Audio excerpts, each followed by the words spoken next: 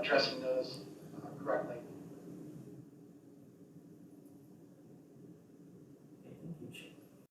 Yes. Do we know how this affects the schedule? Please.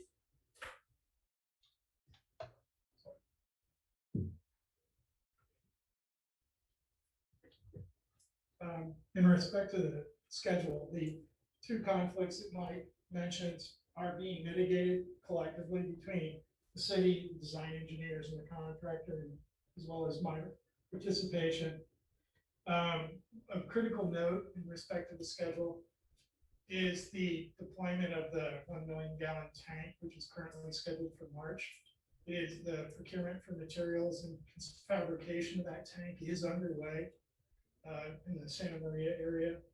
So when this conflict was discovered Monday, everybody was pretty proactive and jumped in between Tuesday and yesterday. So we're pretty confident we can mitigate schedule impacts that would result in that tank not being installed in March. But I think with everybody's help, we'll get there. So. Okay, and that sounds like a positive report on. Absolutely. Okay. Very positive. In respect to add to what Mike was saying, there's a significant amount of administrative work that's ongoing right now in terms of pre-construction submittals with the design team. We're moving very quickly through that. The physical construction that people can see really won't start up until we kind of reconcile this utility conflict on site. But we're moving in a positive direction, nonetheless. Okay. Thank you. Are there any questions for? Yeah, when we speak of the utilities, which utilities specifically are we talking about? And were they submitted as part of the check plan for them to be located? Okay, the two utilities were unforeseen. They were not on a composite utility through the design phase. They were discovered during the initial clearing. One is, as Mike said, it's a 480. It's a 2-inch conduit that goes right through the physical placement of the tank. And it runs north through the site and then cuts into the airport property.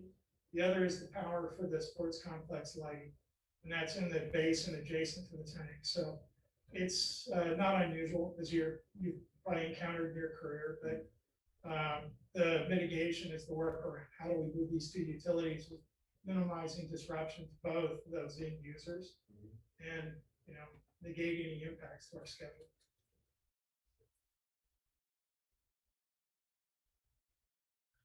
Are there any other questions? Do we want to talk about the change orders that could potentially come to this slide? These would be probably change condition that, obviously Mike and I are keeping a close eye on. We're going to run them as a proposed change order, and as the level of effort, it becomes more quantified, we'll be able to present that, to the body for approval. But it is a change condition. We're tracking it as a potential change order. Do you believe that there would be any urgent decisions required by this board? No. To it in a timely fashion? No, I think the decisions in the work stream really between Public Works and myself is pretty healthy right now. To us, this isn't significant. It's more standard business. But we are very close in communications right now. I think if there was any real concern, we would elevate it to the board. Okay, thank you.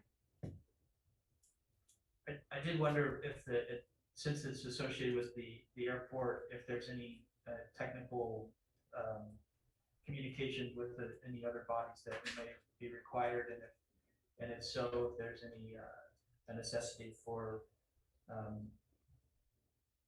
letter of urgency or anything like that to require or to abide by the timelines. I can speak to that a little bit. So we've already had airport staff on site. We're having communications with the FAA now. We received the workaround drawing today, and so we'll be getting that over for review, just initial approval to give us the authority to take down the runway lights for a cutover. There'll be a temp panel set and a sub box placement. We have all the wiring is in place. It's just essentially to unterminate and then put a temp power drop in and then to re-terminate. And the downtime should be much less than 4 hours, but the tentative interruption will be scheduled at a 4-hour interruption at a time which is controlled and agreed upon with the FAA. And we don't think that it'll be of any real significance. It's just a little bit of a delay. I think all the materials required to make the workaround are on hand. They're in stock. There's no lead items or anything like that. It'll just be a temp power drop that'll have to be relocated and a sub box put in. Okay, thank you. Are there any further questions for staff? No. Mr. Santos, I see your hand raised. Sir, can you guys hear me real good? Can you guys hear me? It's a little bit choppy. How about now? That's a little bit better. Okay. This FFA is or not FFA, FAA, sorry, is involved now. Are we gonna have to deal with them throughout the project, with construction or anything else? And also, is this a great time to build our relationship with the FAA and the tribe and the city together? Yeah, yes, thank you, Mr. Santos. I know that maybe the audio, the previous question was similar in that regard, and I understand your concern, and I'm also hopeful that the relationship with FAA and those involved in this project will be improved. But the previous question indicated that there has been communication and participation that won't seem to impede the project, which indicates to me that there's a favorable relationship between the groups. But if any of the staff has anything to add, I'd be happy to hear. That I think I expressed it accurately. If that answers your question, sir. Yeah, I just want to make sure that if we need to meet with the FAA more often, then we need to put that on the radar and start building a relationship with them, especially for the tribe, because the tribe doesn't have that relationship yet. I know City of Porterville might, but it'd be good if the tribe was on board with that also. And then also, if there's any future alignment that we need with the FAA, then it's definitely a plus for both sides. Okay, thank you. I understand your comment with more clarity now, and I think that staff has received your input, and I agree that all efforts should be made when appropriate to make that connection and improve the relationship. So thank you. Yes, sir, Mr. President. Any further questions? Okay, and this is just an update, so it doesn't require an action. The last call for questions or input. No, I don't see any. So we will pass the microphone back to Mr. Lawless. Thank you, Honor. Next item on the agenda is storm drain recharge retention basin project update. In our last conversation, we were talking about the environmental impact report that had been circulated and waiting on. I think there were 3 tribes that had yet to respond. I know Jason right now is on, and Mike Knight is involved as well as we continue to work with Frank Kerman on the acquisition of parcels for the mid-reach project and things like that. So I guess if okay with the board for either Mr. Weidenauer and or Mr. Knight to provide further updates. Sure. Is it consensus of the board to hear the updates, or are there questions prior? Okay. Update, please. Please proceed with updates. Good afternoon. So the environmental document What the notification was sent for the 30-day notice period to begin tomorrow, so that it'll run in the Porterville Recorder as well. It has been posted on the state's website, so it'll also be posted on our city website. That will then line out for the public hearing for the city council's consideration of adoption of that mitigated negative deck. So we are moving forward with that process, and it should be completed in a timely manner.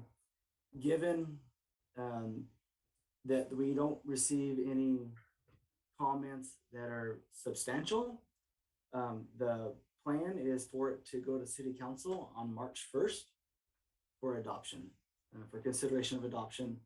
The noticing period will run through February 20th, right? That's the 30 days. Available for questions. Okay, thank you. And thank you for presenting the dates. Are there any questions from the board? Okay. Any other staff comments regarding okay. I'm not seeing it. If I can add, is there any design work that's going on? There was a sense that design work could be underway, just no awards given or things of that nature. Is there any design work that's currently going on in support of that? So we've been in discussion with the tribes rep, and then also with Four Creeks. They've done most of the design work. The design is done for the basin. We're just working on the contract documents now. I met with, in adjacent to the electrical issues we uncovered out at the TWSF facility, took the opportunity to discuss with Mr. Benedict in regards to the status of the front end documents for that. You assured me that they're working on that. So we're working in a parallel manner, which unless we receive any substantial comments, in which Jason described, we should be ready to go at the same time that council approves the environmental document. Very good. Thank you. Thank you for that question. And it sounds like we're moving about as quickly as we can with that and making the best use of time. So I appreciate all the effort going into that. Any further questions from the board? I just want to ask Sean, hearing some of that, how does that fit in with our schedule? It coincides pretty well. Okay. I mean, it's best as we can at this point. Environmental's been the driver. I think we all know that. Mike and I are pretty, attentive to it. The idea is if the city does approve it on the 1st of March, we'd like to advertise immediately thereafter. Okay. So the 1st of March is the go live date for advertising. Yeah, and a follow-up question. So, Michael, you said that the plans are 100% right now, and they've already gone through the engineering division. Yes. Okay, and then so therefore, once the EIR is accepted by the city council, then the following council meeting you'll start advertising. Is that what? So essentially, as soon as we get everything done and no substantial comments are received and the front end documents are prepared, we'll be scheduling to go out to bid.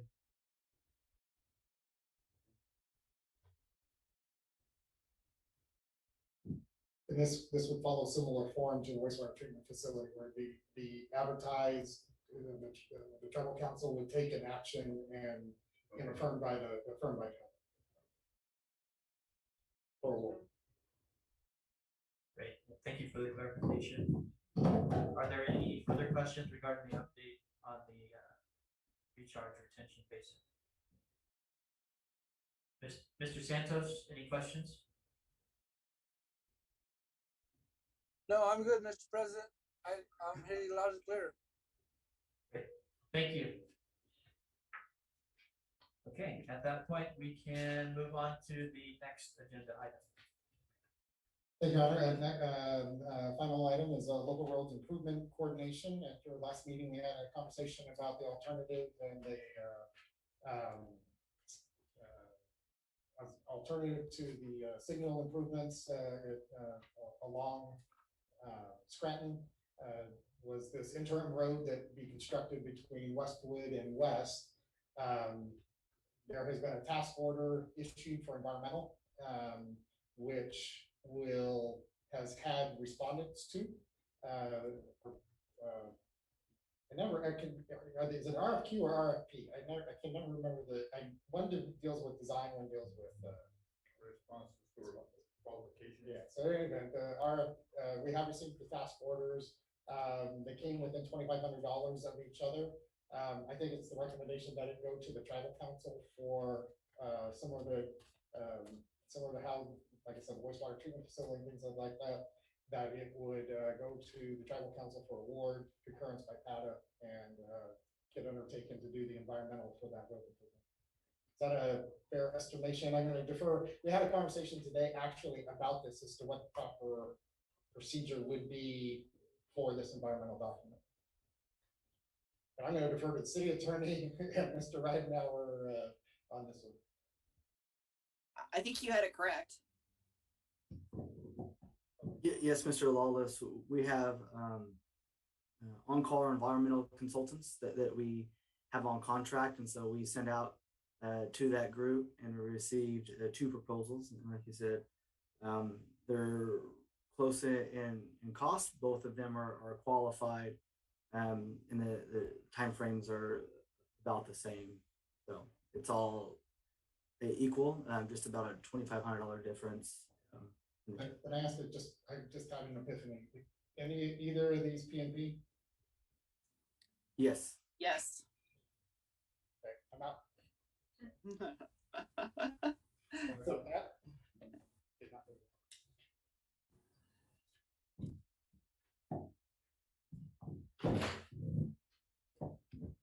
You want to take this, Julia?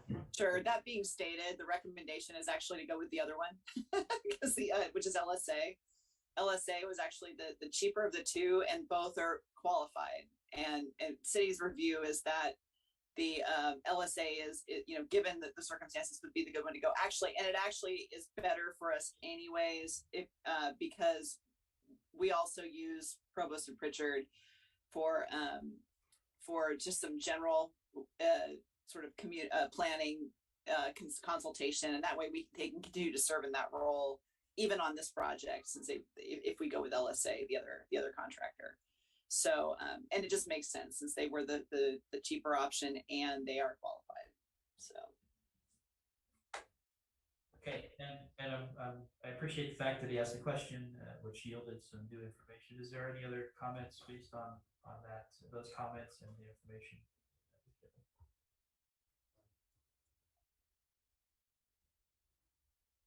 Okay.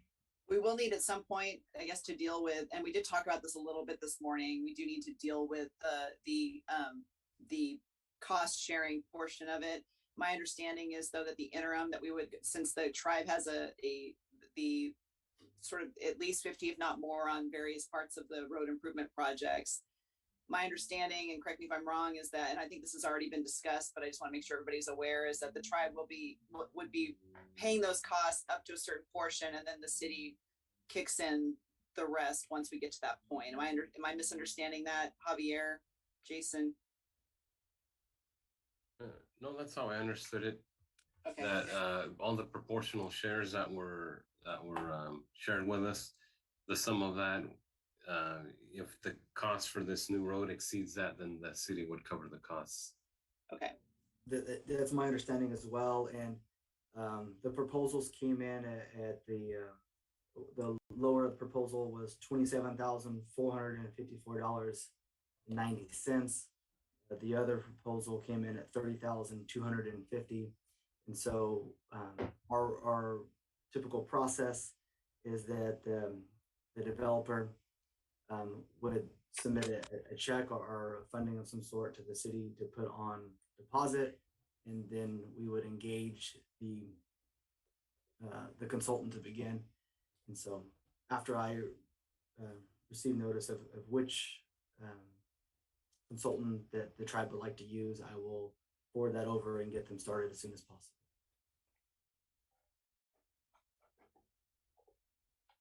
Okay, thank you. Are there any questions from the board Yes, I have a quick question. Javier, you mentioned a proportional share. That's a percentage.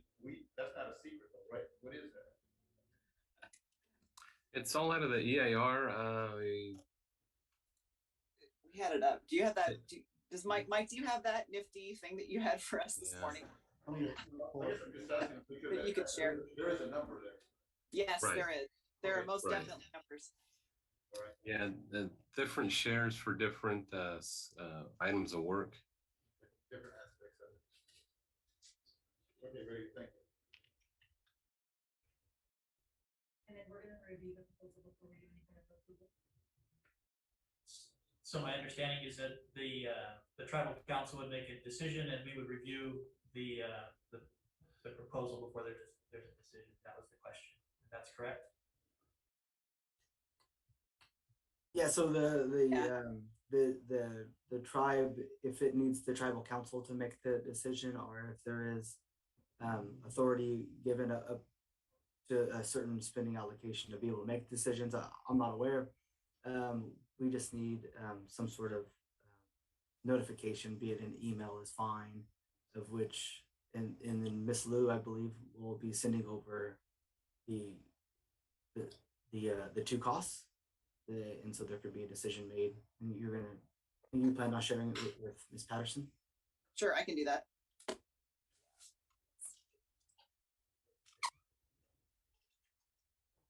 Okay. Vice Chairman Santos, or Vice President Santos, I see your hand raised. Yes, sir. What we could do is, if the tribal council has to make that decision, then we'll send it to the gaming authority board meeting. Being that it's part of the gaming project, and then we'll get that approval from there, and then we can move forward. And they will be having a meeting, I believe, next week sometime. Over. Kerry, I see your hand raised. Hi. Yeah, good afternoon, everyone. I just had a couple follow-up questions and thoughts. So under the MOU, we were allocated certain allocations for certain roads. We've priced that out, and we have that in our budget. This new road is about 3 times more than the improvements that we were otherwise going to construct. Is it your suggestion that we pay the same proportion that we were going to pay for the other improvements? Because that would result in a increase. And I guess my other question would be, what are the implications vis-a-vis the MOU, because we're obligated to certain improvements under the MOU?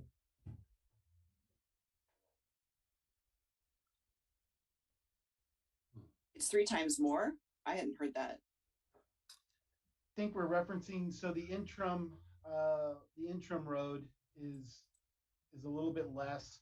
The way it was explained in the EIR, I think by the percentages, and correct me if I'm wrong, Javier, it was about 2.2 from the proportional share on the various mitigation efforts. I'm trying to pull up the cost estimate for the interim. So there's an interim roadway, and then there's the full build out. And of course, the city's involved in the full build out of the road, but the interim is what we were discussing against the mitigation effort dollars. Okay, and so the city would be constructing these road improvements, and the tribe would just be contributing its proportionate share? No, our thought was that the tribe would construct it with us reimbursing. If it is over the total sum of the share. Right, so you're only contributing your share ultimately. That was my understanding, correct? Right. One way or the other, you're contributing your share under the EIR for either of these, correct? Is that my understanding, or am I misunderstanding that? So, but this isn't the tribe's project, right? This is the city's project. The air park is the city's project, and so I guess I'm a little confused why we would be constructing that, and whether that raises any potential. If do you have an approved project, and kind of what does that look like, just from a legal standpoint? Yeah, I think Jason can chime in. I think we'd have to go through an environmental amendment, but with the thought that those improvements specifically in the EIR will be substituted by this roadway because it's touching the same intersections or changing the intersections. Yeah. Yeah, and That, that's the tribe ZIR, so I think we would have to take that back, and then we'd have to, obviously talk to the BIA about those improvements and, do some further, action. I guess as I thought of it, I thought of this as the city's project and that you would be doing the CEQA, getting the approvals, and then we would be contributing.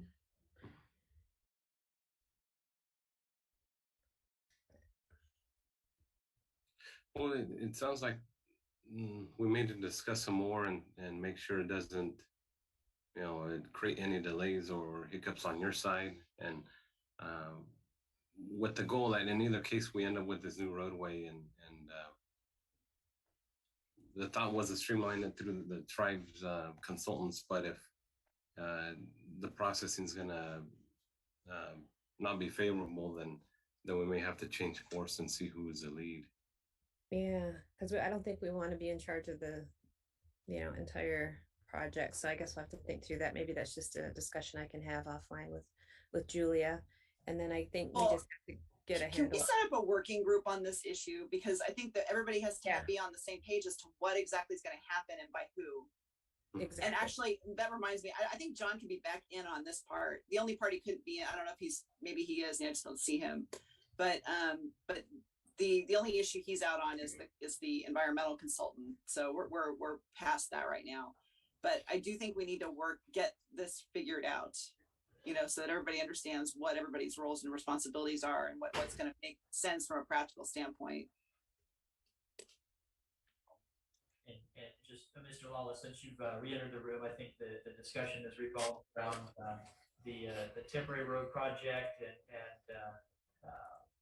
EIRs and complications because of different groups having different documentation, maybe timelines being impacted by how that works. So, and I'm not sure how much you were able to gather as you entered the room, but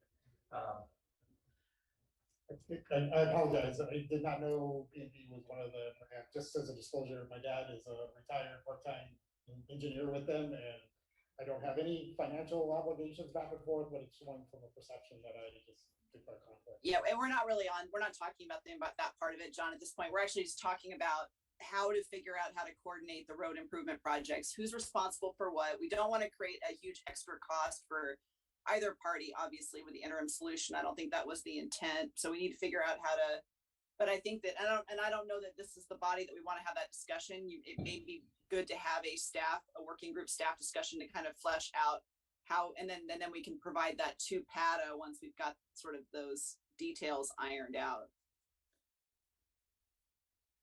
Does that make sense? Just a thought.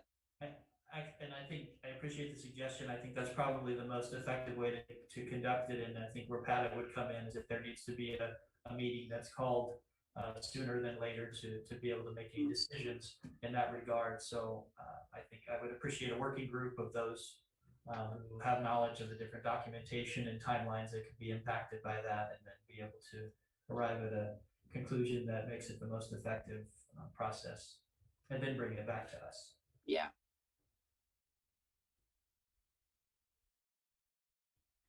Does that sound satisfactory to those listening? I know that it's maybe a little unexpected conversation at this regard right now, but I think it would be effective through that work group. Any board members have questions? Yeah, and I thought Ms. Patterson's question was pretty direct, and I'm sort of surprised at how the responses turned out.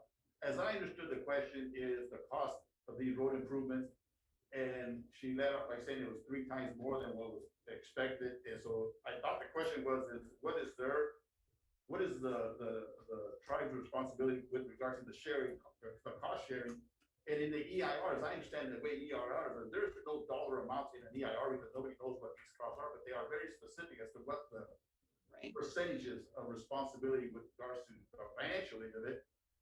And so that's the only thing that's in these EIRs, and it becomes 3 times more.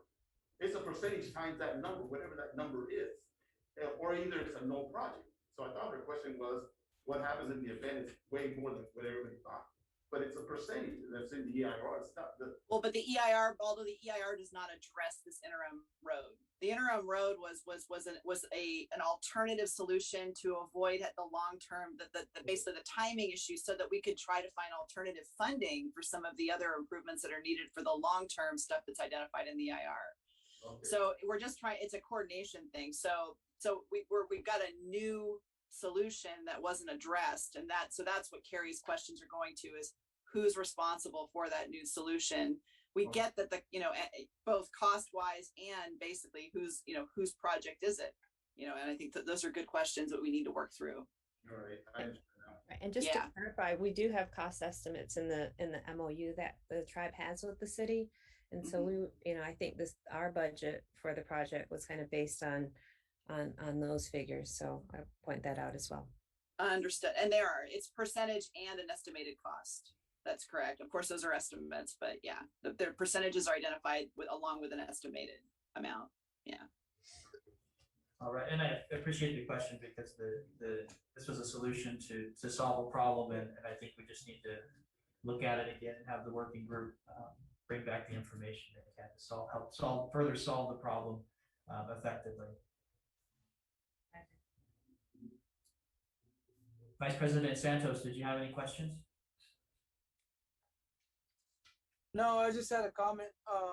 This is something we could definitely talk about in the relocation meeting on the 27th. I know Sean's in the audience, so Sean, please take a note of that. And then also we'll come back with some recommendations out of that meeting, and then also we'll recommend to the GAB from their meeting, and we'll get back to you guys. Okay, thank you. I think probably the more minds we put to it as these topics pop up, that we can come up with greater solutions. Member Clower. Gary, so are you thinking that this working group needs to get together and come up with some ideas prior to that relocation meeting on the 27th, so we know what we're discussing? That would be great. The more information we have, the better. And definitely on any of these discussions, we have to have at least the tribal council involved and the city involved, even if it's just one person from each group, but somebody has to be at the table. Okay, and so I'm assuming you can arrange that with Sean as to who's going to be invited to that meeting? Yes, I can do that. Okay, and I appreciate that question because, and hopefully those involved have made notes of the items that have been brought up, because it does seem like it's increasingly increasing in complexity and to be able to afford the timeline that we're looking at. But it sounds like it's something that can be attained at this point. So please, good fortune in your organizing that and coordinating those meetings, and hopefully we'll get something back at our next meeting. Anything else? No. Who are we gonna look to head that coordination? Julian and Kerry, or John and Sean? Or, I mean, it could be anybody else. This is just.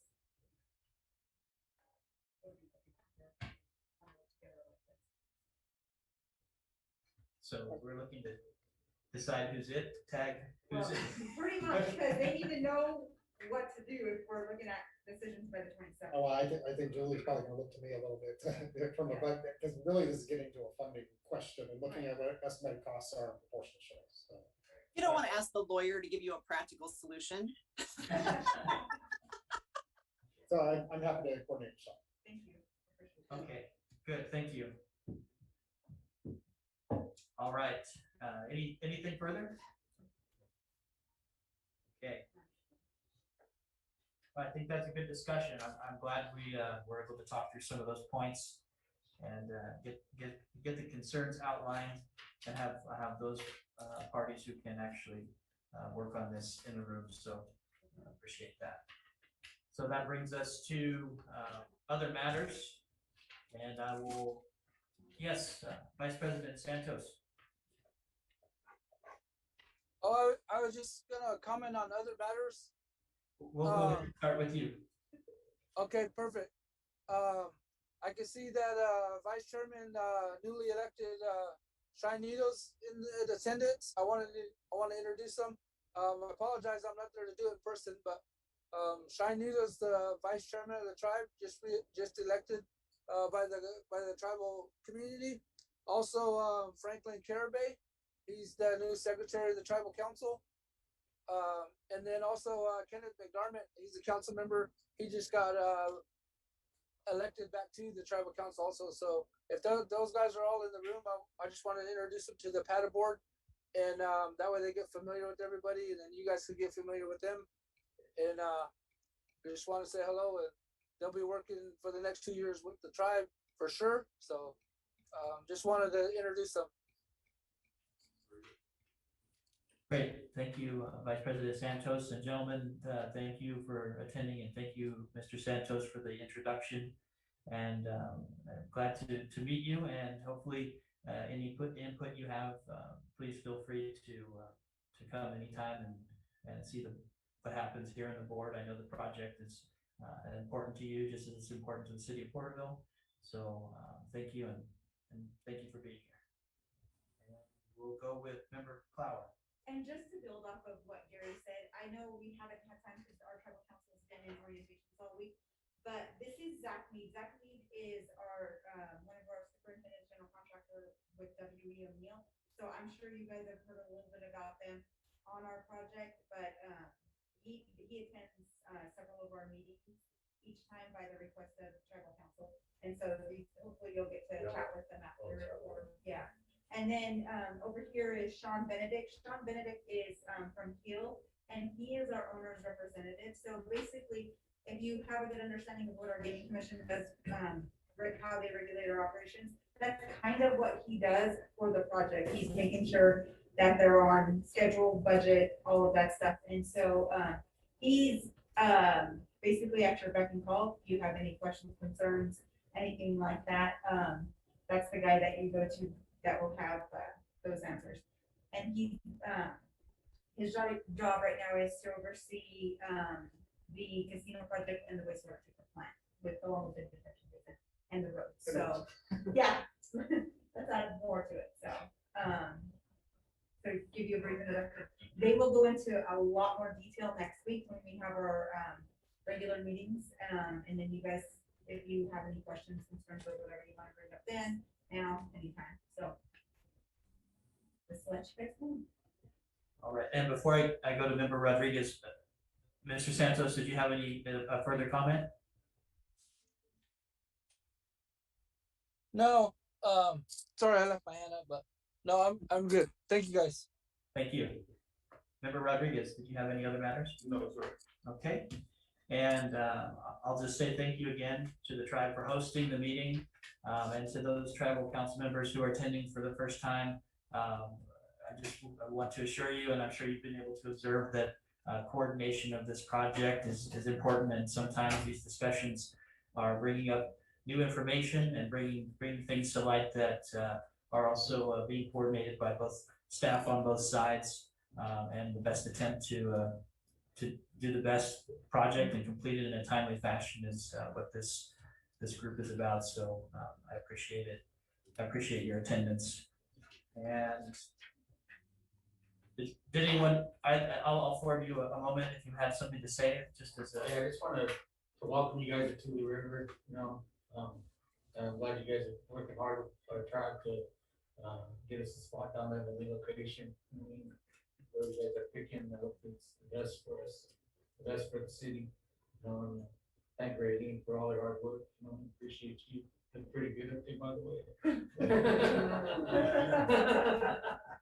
Thank you guys, and I'm glad we got to talk to Michael. I didn't know I didn't know he was at our beck and call, but I appreciate you, Honor.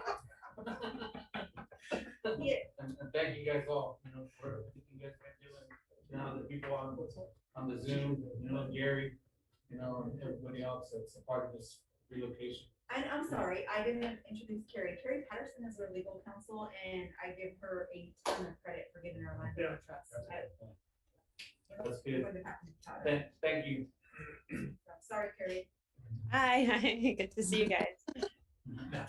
And I think it's completely appropriate, especially at the best time to make the introductions, and especially as we'll all continue to work together during the process of completing this project. And I look forward to future meetings, which brings me to a question that I had. I know that we have our next meeting is scheduled for February 18th. To those who may know, that is the anniversary of the library fire that happened in Porterville. And there are some considerations that are being made for for the families just to have a more sensitive day that day. And I think at this point, I wanted to ask if there's a chance that either we could schedule for another day, or I know that there's also been some topics brought up today that may require a meeting to happen prior to that. And a technical question is if we need to announce the date of the meeting, or should we schedule something right now, or keep it open and be able to notify. That, I guess, would be my technical question. And also from the tribal side, if there are any dates that are prohibitive to having a meeting, so that we could at least narrow the window, if not select the date today. Mondays, Tuesdays, and Wednesdays aren't good for the tribe. We have our council meetings on Mondays and Tuesdays, and we have a working meeting on Wednesdays. So Thursdays and Fridays will work. And best. Thursdays, we have our relocation meetings at noon. So if you wanna, yeah, if you wanna do. After the sweet meeting, Yeah. we do the common. So the date. Thursday the 17th. Thursday the 17th. And I'll ask the staff, the Porterville staff side, if that is something that can work. That would be at what time? Oh, our meeting Like 3 o'clock. At 3 and in Porterville. Thursday the 17th at 3 p.m. in Porterville. Member Rodriguez, okay. Okay, great. Then we will make it so. I appreciate the consideration in that regard. And with that said, the meeting is adjourned. Thank you.